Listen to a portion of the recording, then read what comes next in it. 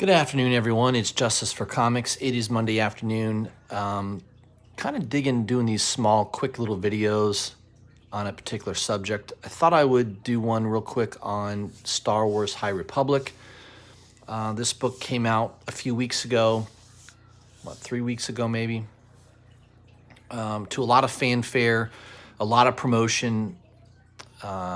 Disney is the parent company and the owner of the Star Wars property. Marvel, they also own Marvel Comics, and they were promoting this new comic book series, Star Wars: The High Republic. And there's some interesting things about it. Supposedly, it hit number one on the New York Times bestseller list, which I don't really pay attention to bestseller lists. But apparently, from what I've been reading, that there's a lot of people that sell books that bestseller list might be not really that accurate. Apparently, there's been multiple instances of bulk orders of bookstores. That supposedly the book was number one on the bestseller list, and then you find out that the publisher or the author of the book was buying up his own copies. So there's a lot of things that are kind of a little fraudulent with the New York Times bestseller list. There's a lot of documented evidence regarding that. So Star Wars High Republic being number one on the New York Times bestseller list. Charles Soule, I guess, was the writer. So there's obviously the comic book, and there's also a novel that hit the bestseller list. I don't know. Maybe it deserved to be on there. Maybe it didn't. That's not for me to decide, but I thought that was interesting that there's a lot of promotion right now of Star Wars High Republic. I read the issue. I thought it was okay. I didn't think it was anything spectacular. I thought the storyline was decent. It was certainly better than I thought it would be. This is the cover that I like, which is I think it's the C cover, the Yasmin Putri cover. I like her artwork, and it's definitely the more popular cover. This definitely goes for probably a $10 premium over cover A or B. So I pre-ordered this along with cover A and B. I sold my cover A and B for about $20 each, plus shipping. So I more than made enough money selling this first issue. I probably could sell this one for $40, $35 to $40 pretty easily. Most of the sales have been in that $35 to $40 range. But I decided I'm going to keep this. I do like the cover. I don't know. Maybe there'll be some long-term collectability to it. I tend to think it won't be. I don't think this series is going to be all that great. But you never know. I could be wrong. So I've decided I'm going to hold on to this.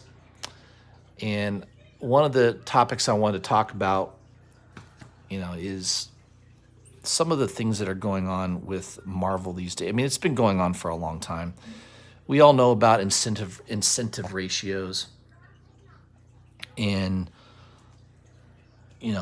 what they kind of force retailers to do, because let's face it, a retailer's there isn't a gun put to a retailer's head saying, hey, you've got to buy 25 copies of the A cover or the B cover so that you can get this 1 in 25 variant. But let's face it, if you're running a retail shop, you're going to have your customers sort of request those incentive covers. It's a natural thing. I'm not surprised by it, but is it predatory selling? I mean, is Marvel being kind of a predatory seller to their retailers, forcing them to purchase 25 copies? Hey, if you don't buy 25 copies, you're not gonna be able to get this exclusive incentive variant.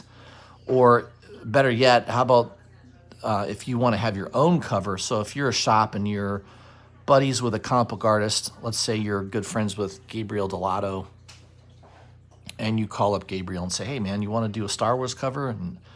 we'll I'll pay you a certain amount for the cover.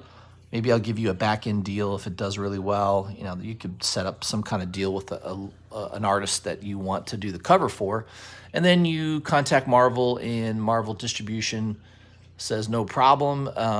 Usually the deal on that is you've got to do at least a 3,000 minimum order in order to contract an exclusive artist for that Star Wars book. So that's kind of the typical deal. And that's why you'll see shops do like a 3,000, 1,000 type of deal where the trade dress will be 3,000. There'll be 1,000 copies of the Virgin. And most of the stores are trying to make money off the Virgin copies because there's a little bit premium there. For as far as publishing goes, it costs the same to print both copies. And usually the retailer can make a little bit of more profit if they're doing that kind of deal. That's typically how that works. But you can make the case that, yeah, it is predatory because, Marvel says, yeah, we'll give you these incentive variants, but you've got to sell so many of the regular covers. So sometimes a shop does that and they're stuck with a bunch of comic books that don't sell just because they wanted that incentive cover. Now, the case with Star Wars High Republic is I'm assuming most shops are not being stuck with, A covers of issue number 1, since it is selling on eBay pretty consistently around that $15 to $20 range. So the fact that that it's selling for $15 to $20 on eBay would usually mean that the retailer is not stuck with a bunch of A covers sitting on the shelf. Most of them would sell out, or if they didn't, they would just pull them off the shelf and throw it on eBay, right? Have an eBay store. So you're seeing these like 1 in 25. Let's see. Here's the 1 in 25 Sway variant, selling at a pretty big premium, right? More than double, basically triple the ratio price. So, and that's typical of a really hot book. Here's another one for $70. Now the question is going to be, several months from now, are these books going to cool off? Here's that issue number 2, 1 in 25, asking $90. It's just absolutely crazy, some of these prices that they're asking for on eBay right now. But right now there's a lot of buzz on Star Wars, this High Republic. What's going to happen when it gets to issue 4 or 5? That's when I think you'll see it cool down quite a bit. But that's kind of what I wanted to go over is, a lot of companies, Marvel's probably the worst at it, using sort of predatory practices in selling, getting retailers to buy their books so that they can get incentive covers. That's definitely a way to push books. And many argue that that's really the only way Marvel's even had any decent sales is because they come out with a nice cover and it forces retailers to really buy a bunch of comic books that are just not going to sell. So, and I'm not saying that's the case with Star Wars, but there's definitely other books where it's just going to sit on the shelf. Guardians of the Galaxy. There's a lot of books that just don't sell very well that if there is an incentive cover coming out, the retailer's forced to buy all those multiple issues knowing he's not going to really sell them. So hopefully he makes enough on the variant. He sells the variant to a customer of the shop, and he makes enough on that variant sale to absorb a lot of the cost on those regular A and B covers that he was basically forced to buy. Another way to do it would be you're a shop owner, you're going to order 50 copies of Star Wars High Republic number 2, and then you take your 2 copies, send them off to CGC for grading, and now boom, it's going for $250. And so you've taken 2 books that you basically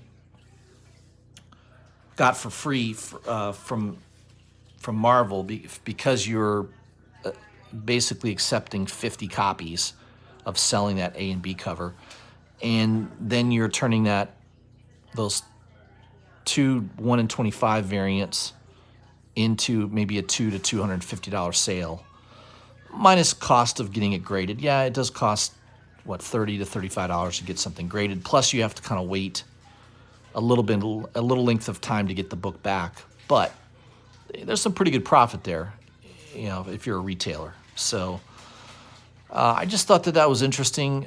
Marvel is the one company that tends to do this the most. They're not the only one. DC just recently, in the last year, started doing 1 in 25 covers. I haven't seen DC do any 1 in 50 or 1 in 100 covers yet. It's essentially, they had some of those Batman books with 1 in 25 variants. So they're getting into the game lately. DC's not doing what Marvel does. Marvel's been doing it for a long, long time. And, Marvel even goes to like a 1 in 500. Boom Studios is doing it. They have 1 in 25s, 1 in 50s. IDW does 1 in 10.